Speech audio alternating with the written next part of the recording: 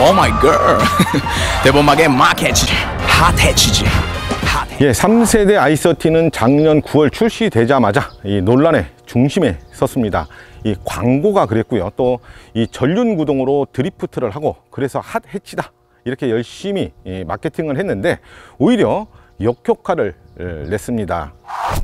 아무리 좋은 해치백도 이 팔리지가 않는 그런 시장인데 너무 의욕이 앞섰던 것이 오히려 화가 됐던 그런 사례라고 할 수 있는데요. 그런데 요즘 들어서 상황이 조금씩 달라지고 있습니다. 지난 한 해 동안 i30는 2,400여 대가 팔렸는데요. 올해 4월 1,400여 대의 누적 판매를 기록하고 있습니다. 6월이 되기 전에 벌써 작년 판매 대수의 절반 이상을 뛰어넘은 건데요. i30와 아이유인나가 찾아가는 도심 속 숨겨진 핫플레이스 i30 디스커버리즈. 예, 아이유와 유인나가 등장하는 디스커버리즈 아이유인나 광고가 효과를 보면서 특히 여성 수요가 급증을 했다는 것이 현대자동차의 설명인데요. 해치백에 대한 시장의 인식이 조금씩 달라지면서 예전과 다른 관심을 받고 있기 때문이라는 그런 분석도 나오고 있습니다. 르노 삼성자동차가 해치백 르노 클리오를 가져오는 것도 이런 시장의 변화에 이 기대를 걸고 있기 때문인데요. 해치백 장점은 세단처럼 다루기 쉽다는 것, 또 SUV 수준의 활용성이죠. 왜 해치백이 새롭게 주목을 받고 있는지 i30를 통해서 한번 알아보도록 하겠습니다.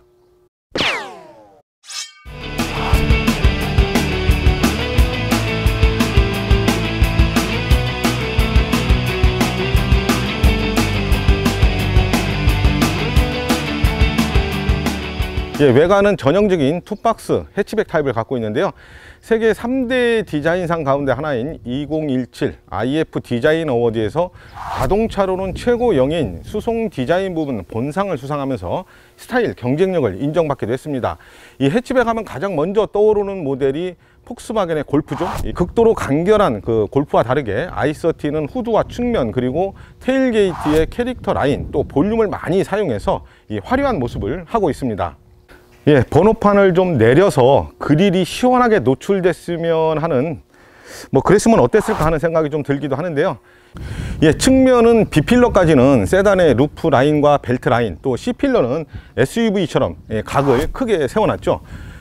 예, 눈으로 보면 이렇게 좁아 보이는 공간인데도 이 트렁크 용량이 395리터나 되는 것도 바로 이런 구조 덕분입니다. 2열 전체 폴딩으로 더 많은 공간을 확보할 수도 있고요. 예, 외관하고 실내는 아주 다양한 컨셉으로 꾸밀 수 있습니다. 외관에 9개, 또 실내는 5개의 컬러가 제공이 되고 있는데요. 여기에 다양한 이 드레스업이 가능한 TWX가 별도로 운영되고 또 맞춤형 익스테리어와 인테리어 또 컨비니언스, 이 스마트 기기 등을 선호도에 맞춰서 적용할 수 있는 마이피트 패키지도 운영이 되고 있습니다.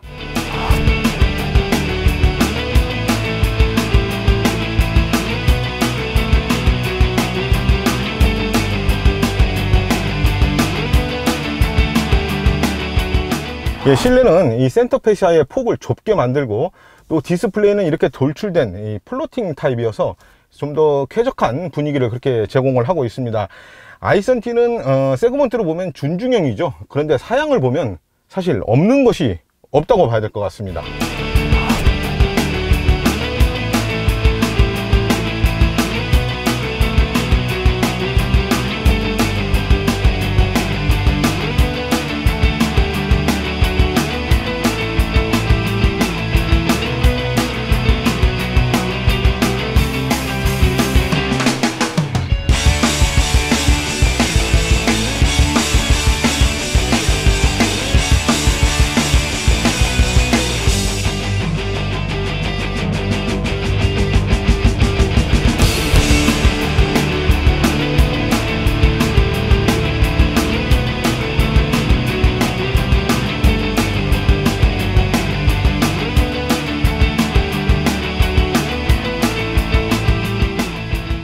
예, 단점은요, 이런 사양을 모두 갖추게 되면 가격이 이 소나타급으로 이 껑충 뛴다는 겁니다.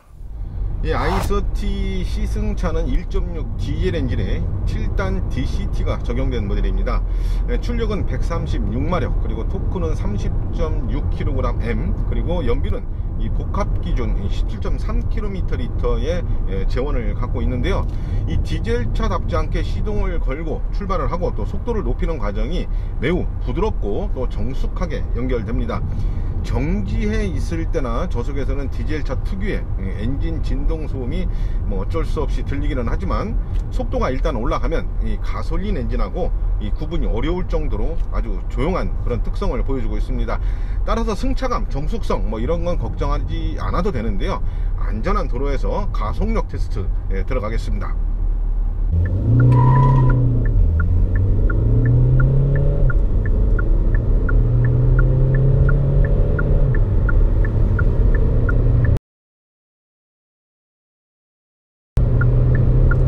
토크밴드를 보면 1750부터 2500rpm까지 아주 폭이 넓게 형성이 됐기 때문에 엑셀레이터를 살짝만 밟아도 아주 기분 좋게 반응을 합니다.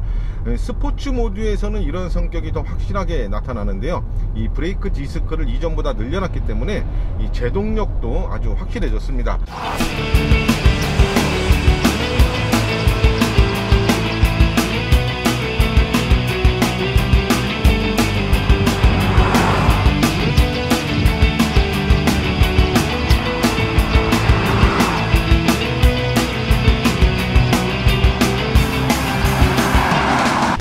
놀라운 것이 핸들링인데요. 속도에 맞춰서 조향력을 제어하고 이 후륜에 멀티링크 서스펜션을 적용해 놨기 때문에 이 차체 놀림도 대단히 민첩하고 또 정직하게 반응을 합니다.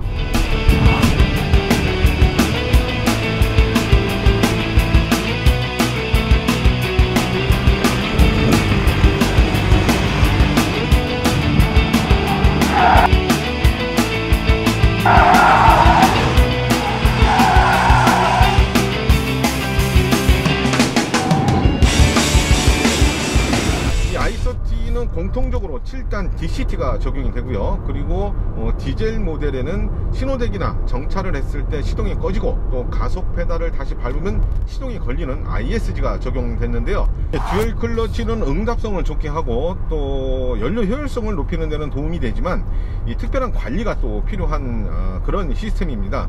예를 들어서 급출발이나 급가속을 반복적으로 하게 되면 변속기가 과열되기가 쉽거든요. 이럴 때 이런 현상을 예방하기 위해서 경고음이나 또 경고 표시가 나타나게 되는데 이걸 무시하고 계속 주행을 하게 되면 아주 심각한 그런 고장으로 이어질 수가 있습니다. 이럴 때는 반드시 차를 세우고 변속기 냉각이 완료됐다 이런 메시지가 나올 때까지 열을 식혀줘야 하고요.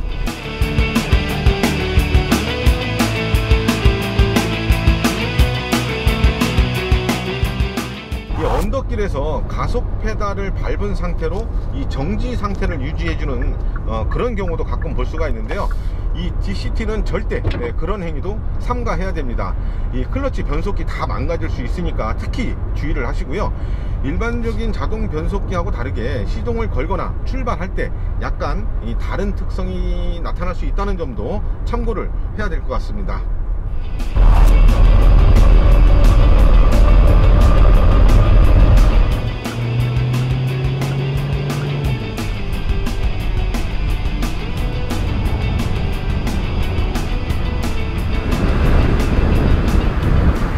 성급한 판단이 될지는 모르겠지만 이 자동차 소비 문화는 분명히 바뀌고 있는 것 같습니다. 이 소형 SUV가 불티나게 팔리는 것만 봐도 과시용보다는 또 효율성 아니면 경제성을 우선하는 합리적인 소비 패턴이 자리를 잡아가고 있다는 것을 알 수가 좀 있는데요. 따라서 해치백 또는 외건 시장이 과거와 같지는 않을 것으로 보입니다. 아직은 더디지만 충분히 성장 가능성이 있다고 이렇게 보고 싶은데요. i30의 경우 국내에서는 아직 존재감이 그렇게 크지 않지만 이 북미나 유럽 시장을 합치면 연간 10만 대가량 판매가 되고 있고 또 2007년 이후 10여 년 동안 명맥을 유지하는 이 최장수 해치백 전용 모델이라는 점에서 앞으로의 선전이 더 기대가 되고 있는 그런 모델입니다.